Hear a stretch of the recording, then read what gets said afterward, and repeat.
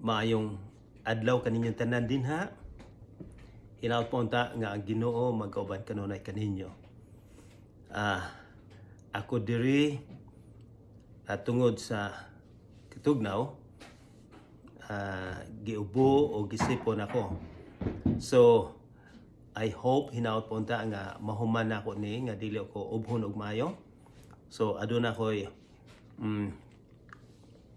cough draft nga akong gi-take. So tanaw nato sa pasaylo walang hugdako. Anyways, nakita karon sa kapitulo 12. Magsugod kita pag-review sa versikulo 1. Pero usa kita magsugod sa atong Bible study, atong ihatag ang tanan sa atong Ginoong Hesukristo. Mag-ampo kita. Among amahan nga langit nun, daghang salamat sa higayon karon nga kami makatuon sa imong pulong. Hinaut po unta nga ang Espiritu Santo mao'y magadumala, mao'y magatudlo kanamo, mao'y magatudlo kanamo nga ikaw lang ang taytayan paingon sa imong gangharian. Wala na ilain Ginoo. Hinaut po unta nga mahibawan namo ang principle o unsahon namo paggamit ini mga prinsipyo dinhi sa kalibutan. Kining tanan among gipangayo sa ngalan ni Hesukristo nga among manluluwas. Amen. Muadto na kita karon sa kapitulo 12. So sa atong normal mag-review kita sa kapitulo 12. Magsugod kita sa versikulo 1. Usa kahigayon ni ana. Linibo ka mga tawo ang nagpunsisok kaniya o tungod niini nagtinumbanay na sila. Miingon si Jesus sa iyang mga tinunan, pagbantay kamo sa ipagpatubo sa pan sa mga Parisiyo nga mao ang pagkaaron ingnon. So, ang concern sa atong Ginoong Hesukristo nga kining mga religious leaders, ang mga pangulo nila, naka-influensya og dako kaayo. So, nag-warning siya sa iyang mga tinunan na magbantay kamo niining mga tawhana kay kini sila maka-influensya sa inyong kinabuhi. Kini sila mga tawhana, mga Pharisee, teachers of the law, Sadduceo, mao ni gikontra gyud nila si Jesus. So at this time, dool na si Jesus nga iyang ihatag ang iyang kinabuhi sa Kalbaryo. Wala na siya kaayo sa ang sinulat ni Dr. Luke nga maghatag og kanang mga pag-ayo sa mga masakiton. Wala na kay milagro nga giingon ni Dr. Luke. Hinuno ang gitudlo na ni Jesus sa iyang mga disipulo ang gisulat ni Dr. Luke.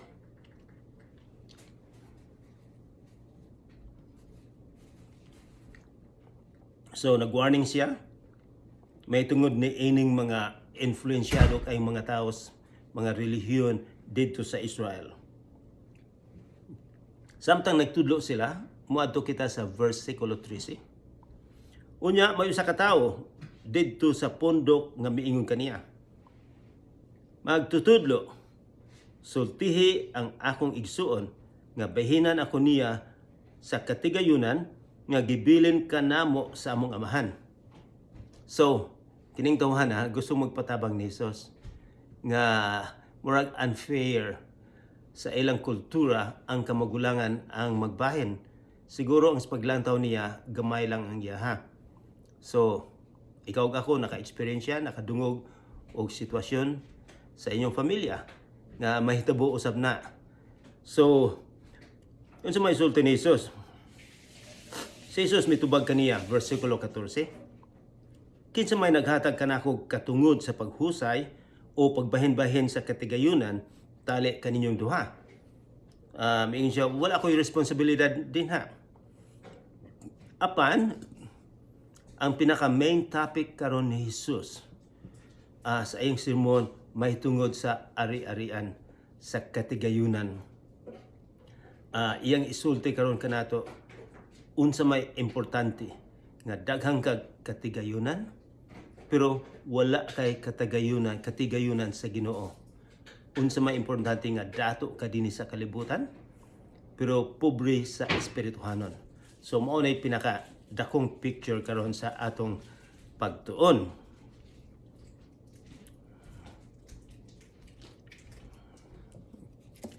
Versikulo 18.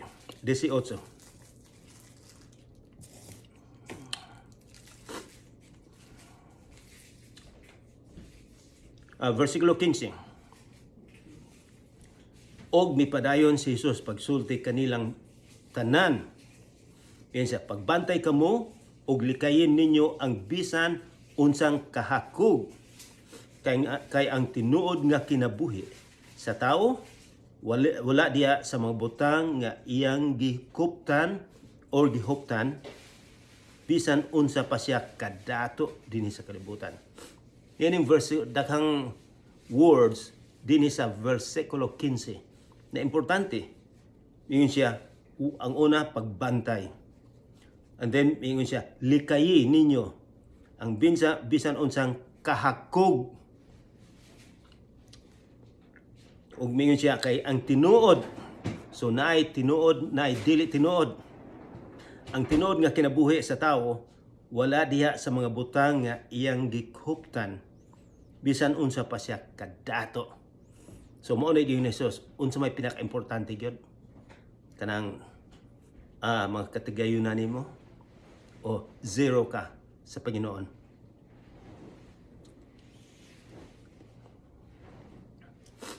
Versikulo 16.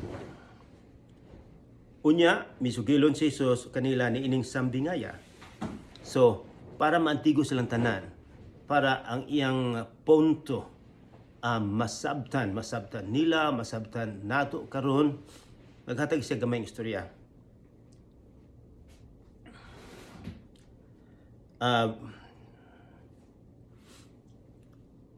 Versikulo 16, dihay usa ka dato nga mayuta nga maayong abot. Na malandong siya, wala na ako'y kabutangan sa tanan kong abot. Unsa may angay na akong buhaton. Kini mao akong buhaton. Mingon siya sa iyang kaugalingon. Gubon ko ang akong kamalig og magtukod ako og mas dako diin akong tigumon unya ang abot og ang uban kong mga kabtangan. Versikulo 19. So unsa may natabo sa versikulo 18? Mo na gingon sa English bumper crop. Kanang tuiga daghan siya og kuan produkto. Pagkatapos naglibog na siya unsa iyang himuon kay gamay lang kayo ang iyang kabutangan. Dinis among probinsya usab kung mag-drive ka og 3, 4, 5 ka oras. Ang imong makita kadaghanan trigo. Pila na ka gatus ka kilometro. Og duha sa akong supporter diri mga farmers. So dako ang tabang nila. So mao po ni problema ni ining usa ka farmer. Kadaghan. Versikulo 19. Unya moingon ako sa akong kaugalingon. Pagkabulahan nimo, ana-anak kanimo ang tanang mga butang nga imong gikinahanglan alang sa daghang katuigan. Pagpahayay-hayay na lang, kaon, inom o paglipay. So mao ni description sa mga tao nga yutanon lang nga walay paglantaw sa kaugmaon, walay paglantaw sa espirituhanon. Ang iyang gilantaw nga siya malipay lang dinhi sa kalibutan. versikulo 20. Apan ang Dios miingon kaniya ay buang ni ining gayong gabhiuna mamatay ka. Unya kinsa na may makapanag-iya ni anang tanang butang nga imong gitigom alang sa imong kaugalingon. Niyo na Ginoo, buang ka. So, unsa man siguro yung mga panahon nga ang Ginoo moingon sa ato, buang ka. Unsa may importante sa kinabuhi. Nining farmers, nining dato, maglipay lang siya, yutan-on lang, walay paglantaw sa espirituhanon.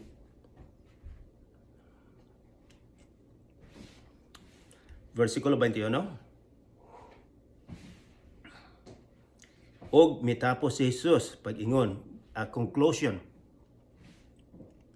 Mao kini ang mahitabo kanila nga magtigom og mga bahandi alang sa ilang kaugalingon apan dili dato sa atubangan sa Dios. Simple kayo ang pagsulti ni Jesus.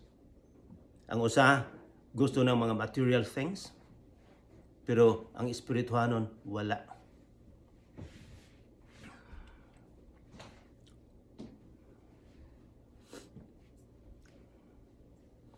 Unya,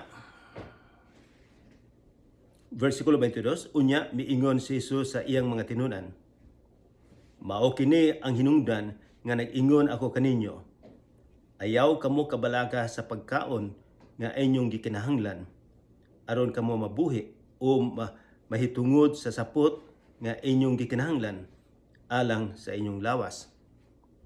Ang ipasabot ni Jesus na dili ninyo hatagan og pinaka-importante ang material things.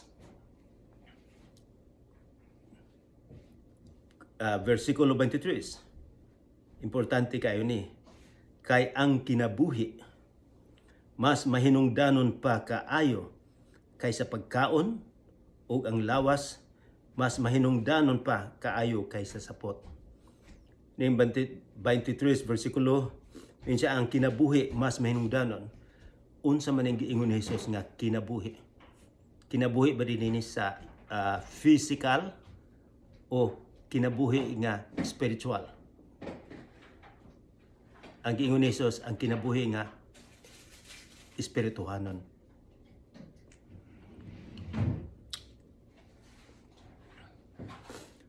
Bentisingo, kinsa ba kaninyo ang makadugang sa gitas-on sa iyang kinabuhi pinaagi sa pagkabalaka mahitungod niini? Kung dili kamo makadumala bisan niining gamayng butang, nganong mabalaka man kamo sa ubang mga butang?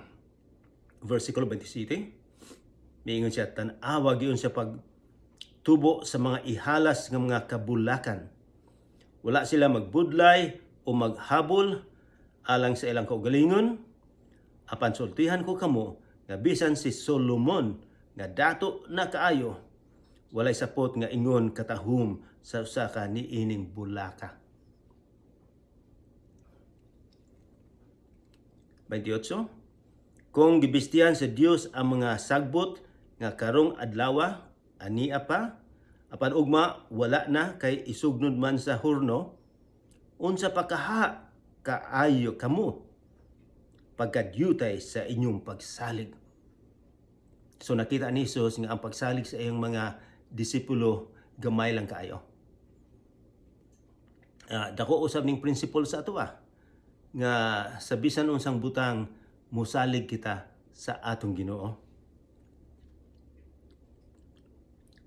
Versikulo 31, miingon siya si Jesus, unaha hinuon pagpahari ang Dios diha sa inyong kinabuhi.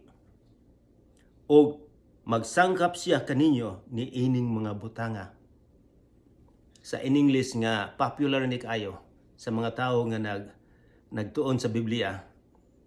Sa in English, seek ye first the kingdom of God and His righteousness, and all the things shall be added unto you. Sa Cebuano, Unaha hinuon pagpahari ang Dios diya sa inyong kinabuhi. O magsamkap siya kaninyo ni ining mga butanga. Unahon. So there is nothing wrong. Walay problema nga kita adunay kabtangan. Apan ang gusto sa atong Ginoong Hesukristo nga siya ang atong unahon. Priority sa kinabuhi. 33, lisod kayo. 32, ayaw kahadlok gamayng panon kay ang inyong amahan na himuot sa paghatag kaninyo sa gingharian. So milantaw siya, so importante ang gingharian sa Ginoo. 33, yun siya, ibaligya ang tanan ninyong katigayunan o ihatag ang halin ngadto sa mga kabus. Pagsangkap kamo nga puntel nga dili madunot o tiguma ang inyong mga bahandi dito sa langit. Dito dili gay kini makunhod kay walay kawatan nga makahilabot niini o anuray makadaot niini. So gusto niya nga unahon nato ang pag-alagad sa Ginoo. Miyon siya, nganuman naghatag si Jesus og rason kanato. Kay hain gani, bantayan ninyo, kay hain gani ang inyong bahandi at tua dito ang inyong kasing-kasing. So, unsa may inyong unsa may pinaka-importante sa giingon ni Jesus dinhi. Nganuman nga miingon siya kung hain ang inyong kahen gani ang inyong bahandi, ang inyong kwarta, ang inyong priority sa kinabuhi. At tuwa usab dito ang inyong kasing-kasing. So, ang gusto ni Jesus nga siya lang ang musulod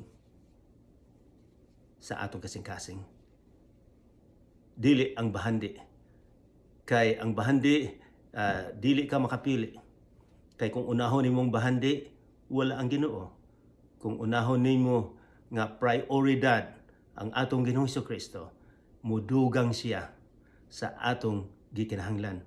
Pero ang gusto ni Jesus nga siya ang pinaka-importante sa atong kasing-kasing. 35, yun sa pag-andam kamo sa bisan unsang modangat, basig hugot ang inyong mga bisti, baksig hugot ang inyong mga bisti, o dagkuti ang inyong mga suga. Sama sa mga sulugoon nga naghulat sa pagbalik sa ilang agalon, gikan sa kumbira, sa kasal, sa dihang moabot ang og manuktok ang agalon, ablihan dayon sa mga sulugoon ang pultahan. Bulahan kadtong mga sulugoon nga makaplagan sa ilang agalon nga nagtukaw ug nagandam. Sultihan ko kamo nga magbakos siya, palingkuron niya sila sa kananan o silbihan. Unsa man gingon ni Jesus niini? Kay sa unang panahon, sa adlaw sa kasal, ang lalaki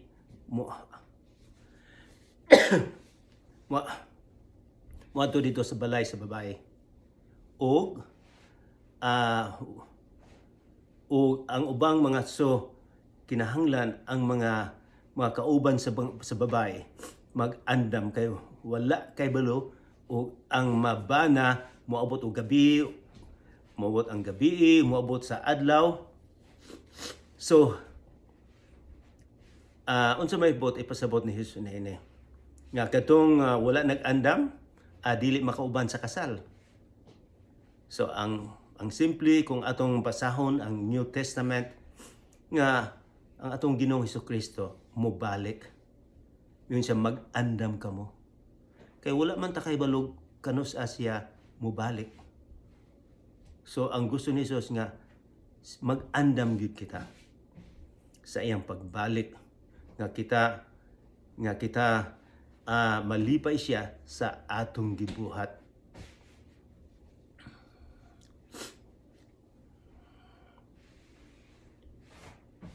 Mingon siya dito 37, bulahan kadtong mga sulugoon nga makaplagan sa ilang agalon nga nagtukaw ug nag-andam.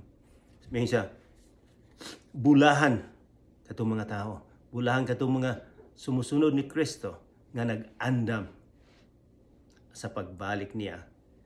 Kay si Jesucristo mubalik dinhi sa kalibutan. Wala ko kay balo apan mubalik ang atong Ginoong Jesucristo. Andam ba kamo sa iyang pagbalik?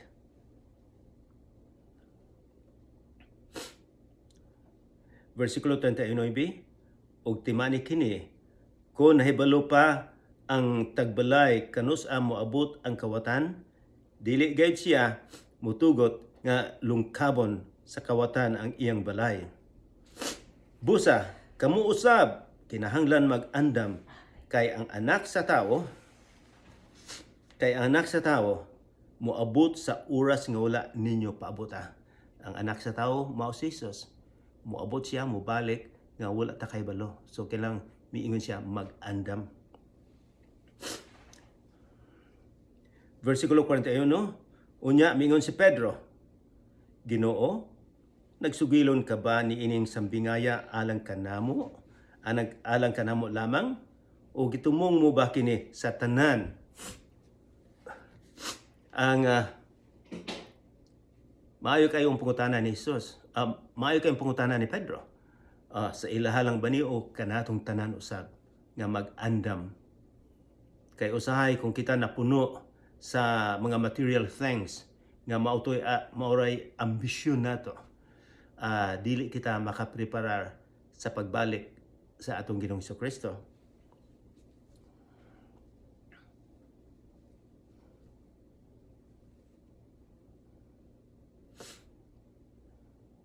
Versikulo 44, sultihan ko kamo ang agalon maghimo ni atong maong sulugoon nga tinugyanan sa tanan niyang katigayonan. Apan kung katong maong sulugoon moingon sa iyang ang kaugalingon, dugay pa moabot ang akong agalon, ug unya musugod siya sa pagpamunal sa kauban niyang mga sulugoon nga lalaki ug babae, ug magpalabig kaon ug inom ug maghubog-hubog. So samtang abi niya dugay pang moabot, giwaldas-waldas niya, wala niya himo ang kinabuhi niya nga matarong. Og versikulo 46, ug unya mahibalik ang agalon usa niya na kaadlaw nga wala paabuta sa sulugoon og sa panahon nga wala niya hibalui.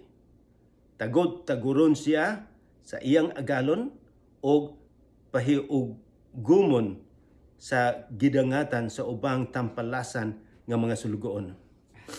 Ang sulugoon nga nasayod unsa ang buot ipabuhat kaniya sa iyang agalon apan dili mag-andam ug dili magtuman sa ipabuhat latuson sa makadaghan.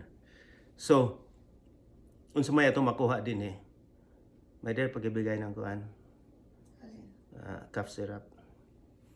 So ang buot ipasabot ni ini nga ang Ginoo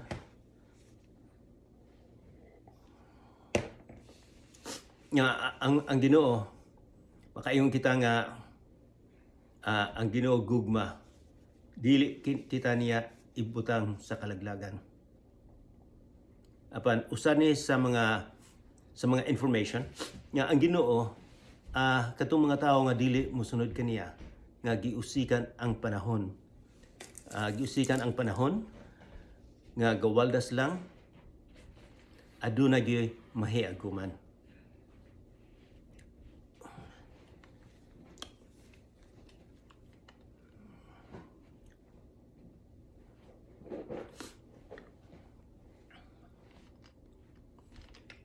Versikulo 49, miani ako aron sa pagpadilaab sa kalibutan o pagkaayo unsa kung kini misilaob na. Basahon na to 49 usog. Miani ako aron sa pagpadilaab sa kalibutan o pagkaayo unta kung kini misilaob na. Unsa may buti ipasabot ni Jesus na ini? Kasunugon ang kalibutan. 50. Dunay bunyag nga ako pang dawaton ug dili ako mahimutang hangtod matuman kini. Unsa man ning giingon ni Jesus nga bunyag? O kung basahon nato ni sa ubang mga referensya nga ang iyang pagkamatay, ang iyang paghatag sa iyang kinabuhi dito sa Kalbaryo, mao ni giingon ang pagbunyag niya.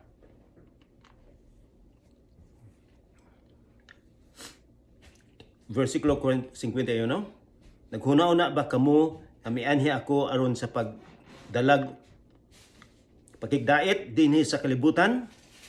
Tug-anan ko kamo, dili pakigdait ang akong gidala kundi pagkabahin-bahin.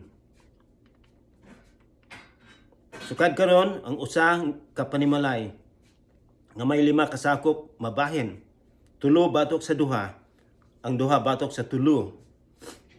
Ang amahan makipagbatok sa iyang mga anak nga lalaki o ang mga anak nga lalaki makipagbatok sa ilang amahan. Ang inahan makipagbatok sa iyang mga anak nga babae o ang mga anak nga babae makipagbatok sa ilang inahan. Ang ugangang babae makipagbatok sa iyang mga binalay o ang binalay makipagbatok sa iyang ugangang babae. Unsa may buti pasabot ni Jesus ani makipagbatok? Ang simpleng pagkasulti nga kung adunay pamilya nga ang usa sa pamilya nahimong sumusunod ni Jesus, posible nga maguba ang pamilya. Kay daghan mong mukontra niya. Mo ni giingon ni Jesus nga kung ikaw musunod ka nako, ang ubang pamilya nimo masuko nimo. Naay akong nabasahan nga libro nga si Nabil Quresh, usa ka Muslim. Kini sila mga stricto kaayo ni sila nga Muslim ang pamilya gyud, kinahang Muslim ang anak, Muslim usab. Apan si Nabil, usa ka doctor, nahimong Kristiyanos. So sa dihang nahibawan sa amahan, sa inahan, sa iyang igsuon, gisalikway si Nabil. Nabuak ang pamilya. So kay ang gusto, kay sa dihang nahibawan ni Nabil, nga si Jesus lang ang taytayan sa langit, dili ang ilang relihiyon. Mibulag siya sa iyang relihiyon. Mao nang nasuko ang iyang mangginikanan. Apan unsa may maayo, masuko ang imong mga pamilya o malipay ang atong Ginoo. Ang gipili na Nabil nga gipili niya ang Ginoo kaysa relihiyon sa iyang pamilya.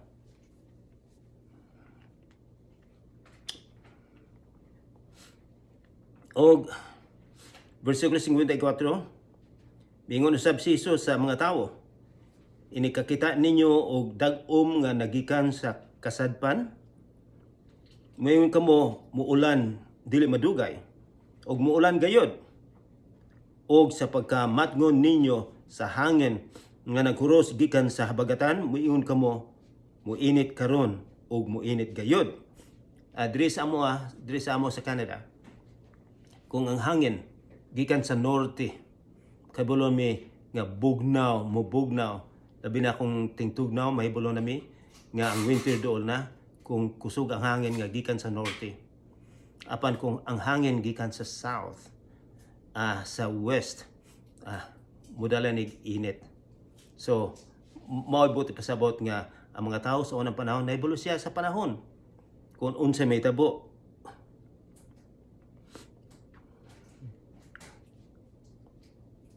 Versikulo 76, unsa man si Jesus, iya bang gilantaw ang panahon ang iyang gitudlo ba ni? Mingon siya, mga tigpa karon ingnon. Makamao kamong mosabot sa kahulugan sa dagway sa yuta o sa langit, apan nganong dili man kamo makasabot sa kahulugan ni ining panahona. Ug nganong dili man kamo mismo makahukom unsay angay nga buhaton. Unsa may buti pasabot ni Jesus ani? Kini sila mga tawhana, mga religious leaders. Kabalo sila sa panahon. Apan wala sila makahibalo kung kanus moabot si Jesus. Si Jesus mianhin na gikan sa langit. Apan sila wala makahibalo nga ang Misaya, ang gisaad na ana dinha. Siya maayo lang mo sa panahon, apan sa espirituhanon wala mo makahibalo. So ang akong isulti kanato karon nga importante nga kita mahibalo nga si Jesucristo mianhi aron sa pagluwas kanato. Sa unang panahon mga religyoso wala sila makahibalo, apan kita karon nahibalo nga si Jesus mubalik aron pagluwas kanato. Gusto niyang musalig kita kaniya. Sa ngalan ni Jesus. Amen.